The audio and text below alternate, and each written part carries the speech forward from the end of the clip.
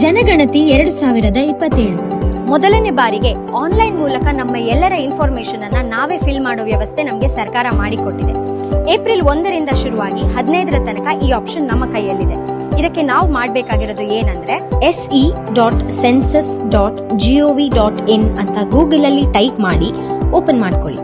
Open ಮಾಡಿದಾಗ ನಿಮ್ಗೆ ನಿಮ್ಮ ಸ್ಟೇಟ್ ಅಂದ್ರೆ ರಾಜ್ಯ ಸೆಲೆಕ್ಟ್ ಮಾಡೋದಕ್ಕೆ ಆಪ್ಷನ್ ಸಿಗತ್ತೆ. ರಾಜ್ಯ ಸೆಲೆಕ್ಟ್ ಮಾಡಿ ಅಲ್ಲೇ ಕೆಳಗೆ ಬಂದಿರೋ ಕ್ಯಾಪ್ಚಾನ ಕರೆಕ್ಟ್ ಆಗಿ ಫಿಲ್ ಮಾಡಿ ಆಮೇಲೆ ವೆರಿಫೈ ಅಂಡ್ ಪ್ರೊಸೀಡ್ ನ ಪ್ರೆಸ್ ಮಾಡಿ. ಮುಂದೆ ನಿಮಗೆ head of the house hold ಅಂದ್ರೆ ಮನೆಯ ಮುಖ್ಯಸ್ಥರ ಹೆಸರು, ಮೊಬೈಲ್ ನಂಬರ್ ಹಾಗೂ ಇಮೇಲ್ ಫಿಲ್ ಮಾಡಲು ಕೇಳತ್ತೆ. ಅದನ್ನ ಫಿಲ್ ಮಾಡಿದ್ಮೇಲೆ ಪ್ರೊಸೀಡ್ ಅಂತ ಕೊಟ್ರೆ ನೀವು ಎಂಟರ್ ಮಾಡಿರುವ ಫೋನ್ ನಂಬರ್ಗೆ ಒಂದು OTP ಬರುತ್ತೆ. OTP ನ ಸರಿಯಾಗಿ ಫಿಲ್ ಮಾಡಿ ವೆರಿಫೈ ಕೊಟ್ಟಾಗ ಡಿಸ್ಟ್ರಿಕ್ಟ್ ಅಂದ್ರೆ ಜಿಲ್ಲೆ, ಪಿನ್ ಕೋಡ್ ಹಾಗೂ ಊರಿನ ಹೆಸರು ಕೇಳತ್ತೆ.